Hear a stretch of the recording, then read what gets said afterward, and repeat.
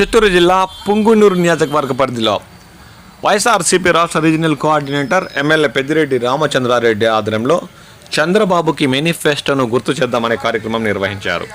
ఈ సందర్భంగా ఆయన మాట్లాడుతూ మద్యపాన నిషేధాన్ని ఎన్టీఆర్ అమలు చేస్తే దాన్ని కొనసాగించిన ఘనత చంద్రబాబుకే దక్కిందన్నారు. అంతేకాకుండా విపరీతంగా కరెంట్ ఛార్జీలు పెంచారని ఈ సందర్భంగా ఆయన కూటమి ప్రభుత్వం విమర్శలు చేశారు. మరి ఒక సంవత్సరం లోపలే ఎందుకు ఈ ప్రభుత్వం ఇంత చెడ్డ పేరు తెచ్చుకున్నది? మరి ఒకసారి మనం అందరూ కూడా ఆలోచన చేయాలి. చంద్రబాబు ఎప్పుడు కూడా చెప్పేది చేయడు. మనం చూసాం, వాళ్ళ మామను రామారావు గారిని వెన్నుపోటు పొడిచి పదవిలోకి వచ్చినప్పుడు రామారావు గారి హామీలన్నీ కూడా తుంగలో దొక్కాడు. ఆ రోజున్న ₹2 కేజీ బియ్యాన్ని ₹5.25 చేశాడు. ఆ రోజున్న మద్యపాన నిషేధాన్ని ఏదైతే మహిళలందరూ కూడా రామారావు గారిని నమ్మి మద్యపాన నిషేధం పెడతా ఉన్నాడు, మా కుటుంబాలన్నీ కూడా బాగుపడతాయి ఆర్థికంగా అని చెప్పి ఆలోచన చేసి మహిళలందరూ కూడా రామారావు గారికి ఓట్లేస్తే ఆ మద్యపాన నిషేధాన్ని కొన్ని రోజులకే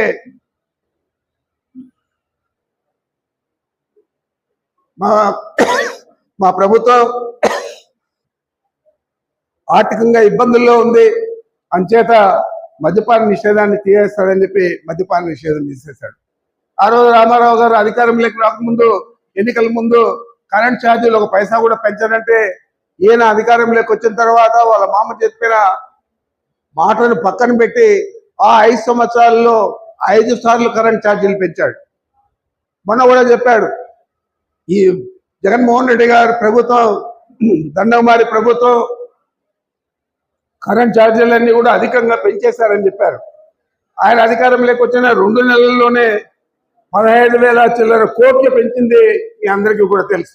ఈరోజు మీ కరెంటు బిల్లులు ముందు ఎంత వస్తూ ఉన్నాయి, ఇప్పుడు ఎంత వస్తూ ఉన్నాయి, అది మీరందరూ కూడా ప్రతి కుటుంబంలో కూడా సభ్యులందరూ కూడా ఆలోచన చేయాలని కూడా మీకు చెప్తా ఉన్నాను. ఏది కూడా మాట చెప్తాడు, అధికారంలోకి వస్తాడు, వచ్చిన తర్వాత మనం చూసాం 2014లో కూడా ఆయన అధికారంలోకి వచ్చాడు.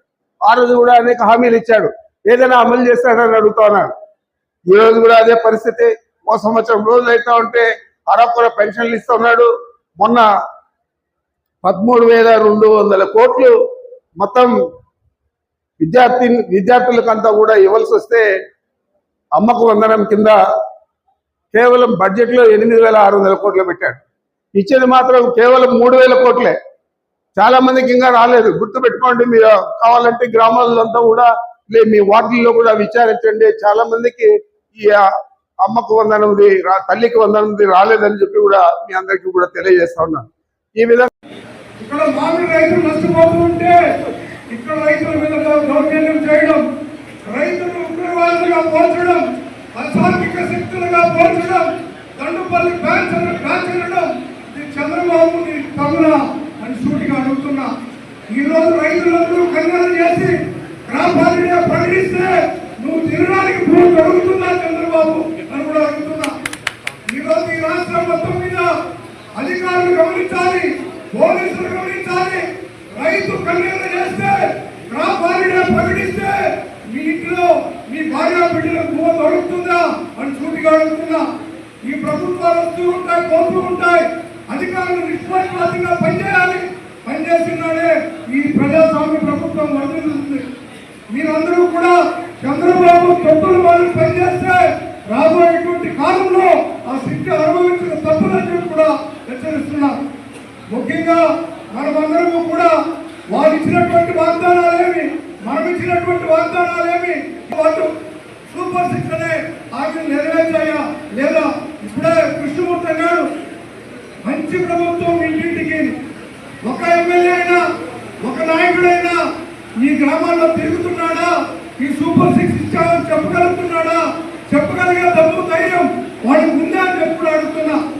ప్రశ్నిస్తారనే పవన్ కళ్యాణ్ ఈరోజు నిద్రపోతున్నాడు. ఈ ప్రభుత్వం మొత్తం నిద్రగా ఉంది. మేలుకొల్పు పవన్ కళ్యాణ్ అని హెచ్చరిస్తున్నాం.